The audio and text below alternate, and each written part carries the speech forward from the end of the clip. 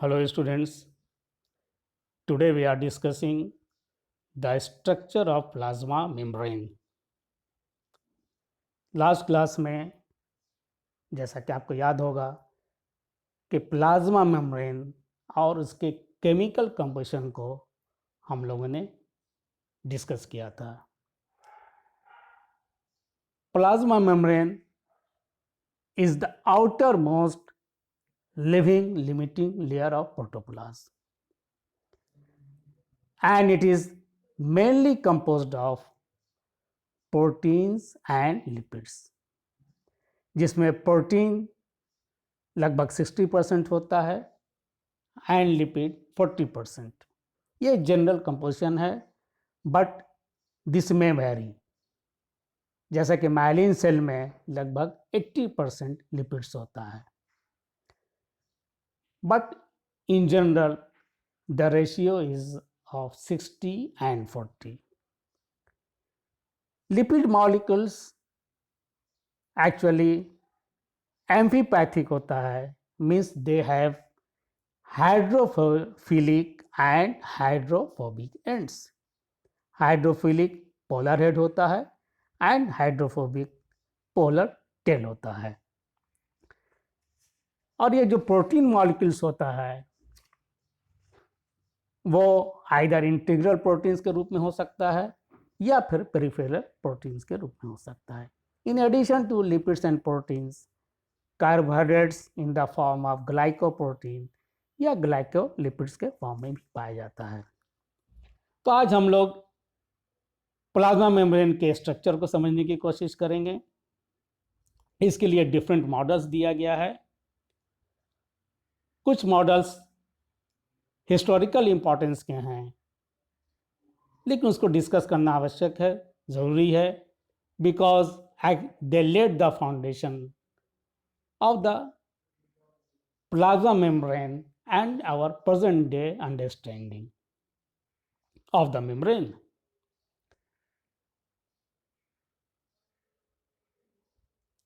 Plasma membrane का isolation बहुत बाद में हुआ, बट इनडायरेक्ट एविडेंसेस के जरिए इसके नेचर को बताया गया या इसके स्ट्रक्चर को बताया गया। इन 1902 ओहर्टन ने प्लाज्मा मेम्ब्रेन को बताया कि ये लिपिड लेयर का बना होता है, and that too a thin lipid layer. And his observation was based on the fact that substances soluble in lipid could selectively pass through the membrane. तो इस तरह से उन्होंने बताया कि चूंकि जो लिपिड में सॉल्युबल सब्सटेंस है वो आसानी से सेल के थ्रू होकर पास कर सकता है, इसलिए इसका नेचर जो है वो लिपिड का है और एक थिन लेयर का बना होता है। Thereafter, in 1926, गार्टर एंड ग्रेंडल ने यह बताया कि लिपिड लेयर का तो बना होता है, बट लिपिड लेयर जो होता है वो डबल लेयर के फॉर्म में होता है, जो कि आज भी ये समझा जाता है कि ये 2 लेयर में होता है। एंड उनका जो ऑब्जर्वेशन था, उन्होंने बताया कि जो लिपिड्स का अमाउंट उन्होंने डिटेक्ट किया, पता किया, वो डबल है, उनके एक्सपेक्टेशन से डबल था। उन्होंने एरिथ्रोसाइट मेम्ब्रेन का स्टडी किया था और इस आधार पर उन्होंने कहा कि लिपिड्स का लेयर तो होता है, but it is a double layered structure. Thereafter in 1935 बहुत इंपॉर्टेंट कंसेप्ट आया डॉसन एंड डैनियल का। उन्होंने लिपिड के साथ साथ प्रोटीन तो भी बताया और उन्होंने कंसेप्ट दिया protein lipid bilayer and protein model, जिसे के ट्राइलैमिनर सैंडविच मॉडल के नाम से जाना जाता है। मीन्स ये एक ट्राइलैमिनर स्ट्रक्चर होता है जिसमें लिपिड बाइलेयर दोनों तरफ से सराउंडेड होता है प्रोटीन से, इसीलिए इसे सैंडविच मॉडल का नाम दिया गया। And this was the first attempt to describe membrane structure in terms of molecules and to relate the structure to biological and chemical properties. And ये मॉडल जो उन्होंने डॉसन एंड डैनियल ने propose किया वो एक्चुअली बेस्ड था physical properties of the plasma membrane पे, जैसे कि preferential permeability to lipid soluble substances, low surface tension and high electrical resistance.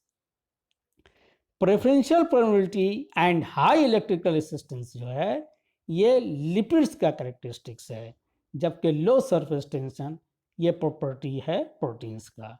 और इसी बेसिस पर उन्होंने इस मॉडल को प्रपोज किया। हम लोग इस मॉडल को देखें। yes, this is the model given by Dawson and Daniel. This is the lipid bilayer and of course this is the polar end, ऊपर का जो हिस्सा है, and this is the non-polar part. and ये proteins का part है, upper part and lower part. And protein plus जो upper part lipids का है जिसे कि हेड पार्ट कहते हैं वो हाइड्रोफिलिक जोन बताया गया। This is the hydrophilic zone also and the central part is hydrophobic zone. तो ये स्ट्रक्चर डॉसन एंड डैनियल ने प्लाज्मा मेम्ब्रेन के संबंध में दिया। And Daniel also suggested that the polar end of bilayer lipid molecules are turned outward, जो polar end है this ये बाहर की तरफ रहता है, and attach to the charge group of protein molecules, इस तरह से वो अटैच्ड होता है। And Daniel also suggested the presence of pores in the membrane. Pores का कंसेप्ट उन्होंने दिया, although it was an indirect evidence, but उन्होंने बताया कि a cell can regulate passive transport by mechanically sieving the particles as they attempt to diffuse through the membrane,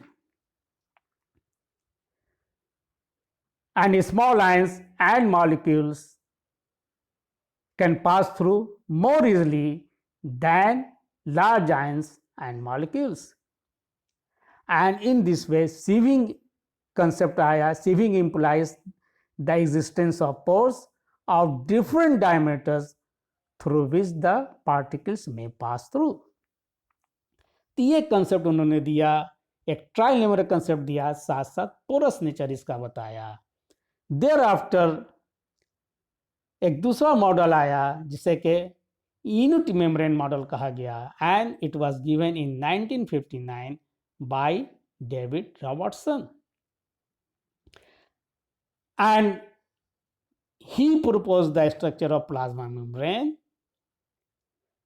which was based on his study with the help of electron microscope, X-ray diffraction and chemical studies.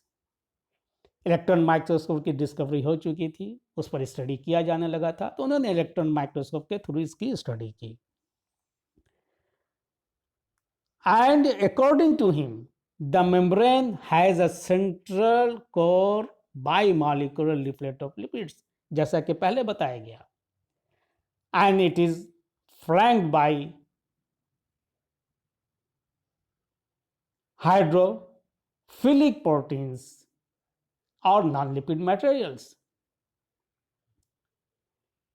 and he gave the concept of unit membrane, and with the help of electron microscope he could be able to measure the thickness of plasma membrane, और उन्होंने इसके thickness को बताया कि plasma membrane के different parts के thickness को बताया, और उन्होंने बताया कि जो प्रोटीन पार्ट प्लस ये जो हेड पोर्शन जो होता है लिपिड्स का, इट इज ऑफ 25 एंगस्ट्रॉम। उसी तरह से यहाँ भी देखिए हेड पोर्शन के साथ मिलकर ये 25 एंगस्ट्रॉम का था, एंड द सेंट्रल पोर्शन जो लिपिड्स का होता है, फॉस्फोलिपिड्स का होता है, वो 25 एंगस्ट्रॉम का होता है। इस तरह से टोटल थिकनेस जो प्लाज्मा मेम्ब्रेन की होती है वो 75 एंगस्ट्रॉम है।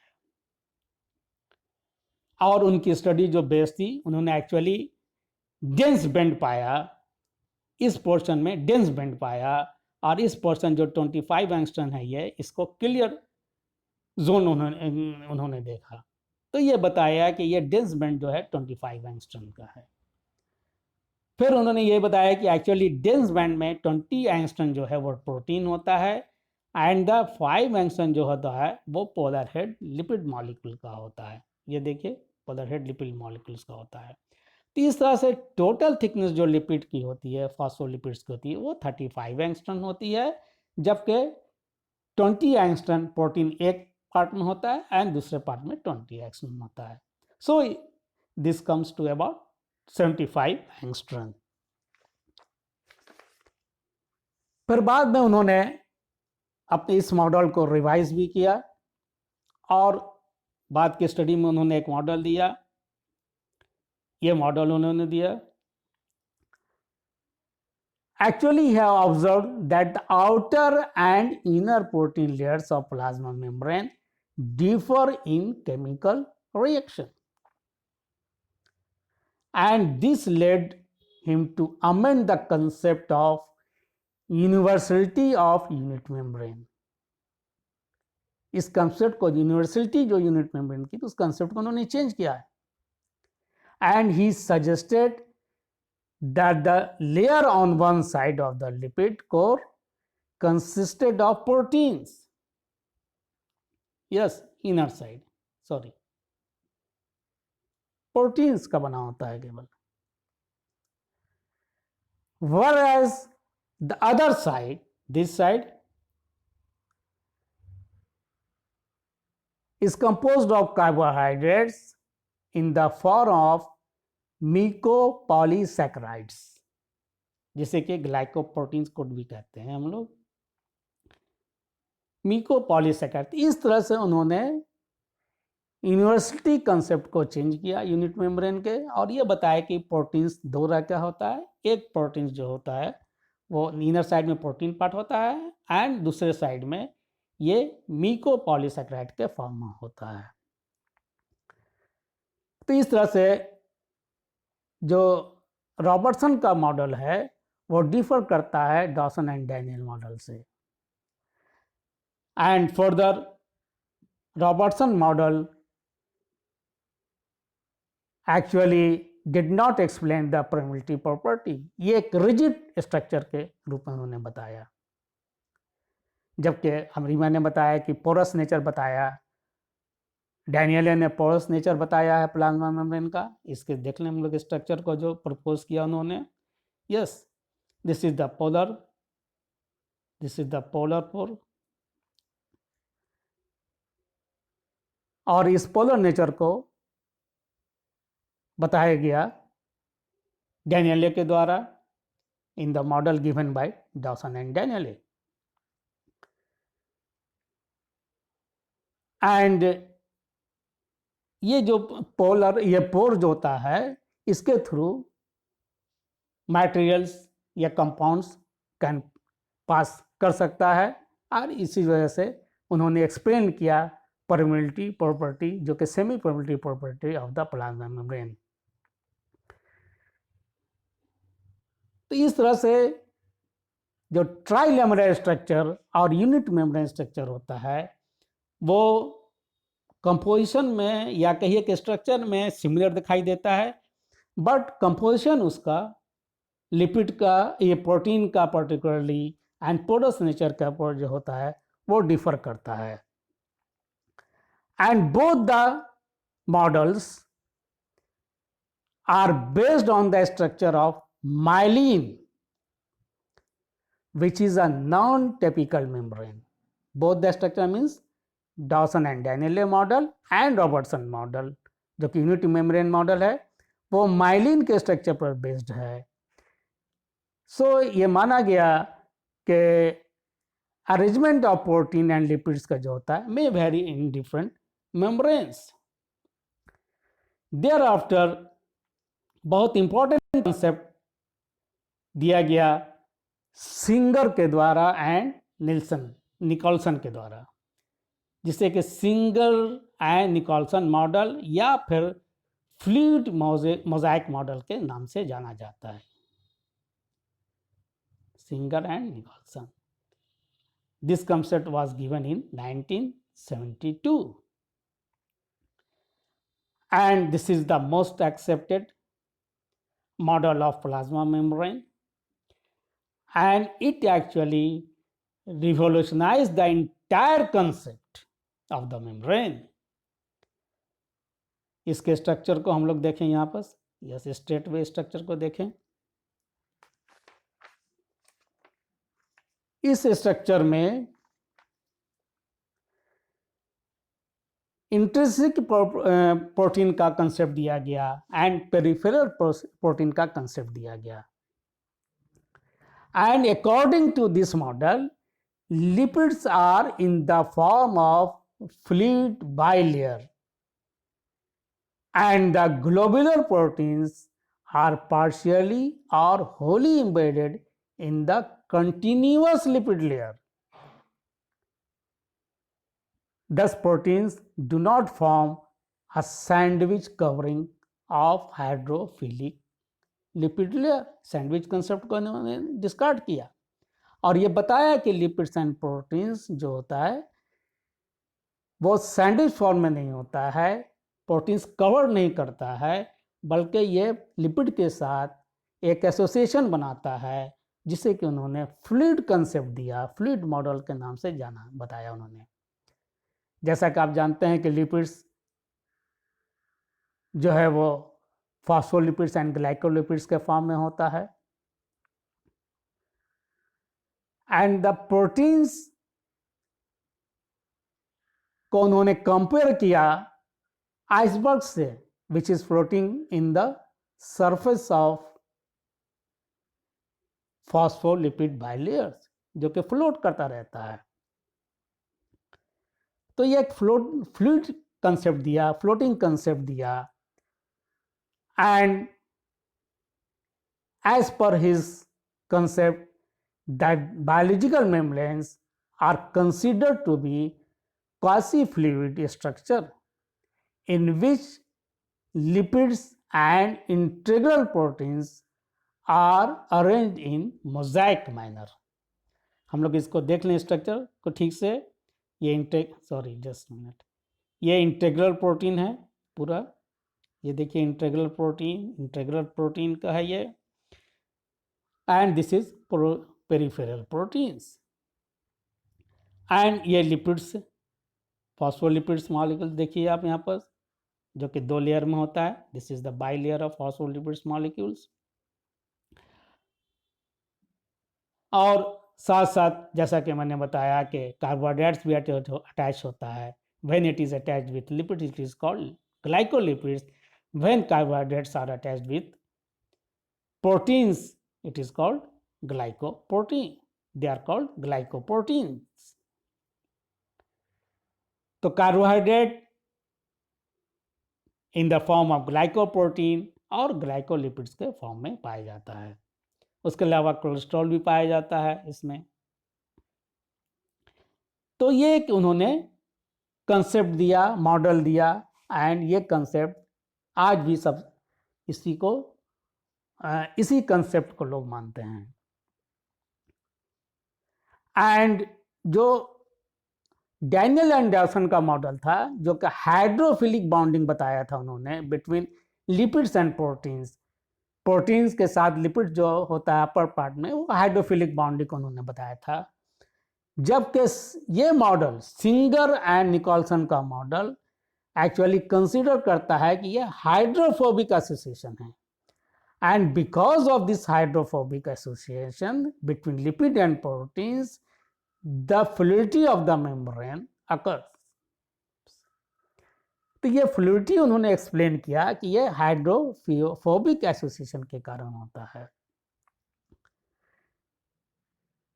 और जैसा कि ये मैंने बताया कि ये प्रोटीन्स जो होता है वो इंट्रिंसिक प्रोटीन्स कहते हैं, जिससे कि जो इंटीग्रल प्रोटीन्स होता है इसको अदरवाइज इंट्रिंसिक प्रोटीन कहते हैं, और पेरिफेरल प्रोटीन को हम लोग एक्सट्रिंसिक प्रोटीन्स भी कहते हैं। द पेरिफेरल प्रोटीन्स जो है वो they are superficially located and many of them function as enzymes and they are easily outside, mostly outside the lipid layer होता है and readily dissociate from the membrane, whereas the integral proteins which are associated with lipids penetrate into the interior of the membrane along with the fatty acid side chains, and they are tightly bound to the lipids and constitute functional proteins which are not easily separable. तो इस तरह से जो peripheral proteins होता है वो easily dissociate हो सकता है, जबकि इंटीग्रल प्रोटीन्स वो है वो आसानी से डिसोसिएट नहीं हो सकता है.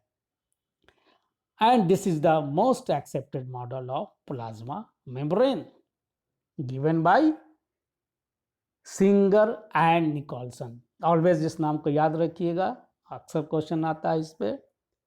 समटाइम्स केवल फ्लूइड मोज़ेक मॉडल ही लिखने के लिए आता है, तो अकॉर्डिंग टू द क्वेश्चन आप आंसर कर सकते हैं. So this is all about the structure of plasma membrane. Different models को एक्सप्लेन कर दिया गया और इसके केमिकल कंपोजिशन को भी साथ साथ हम लोगों ने समझा था पिछली बार डिटेल्स में. So this is all about the plasma membrane. So thank you very much.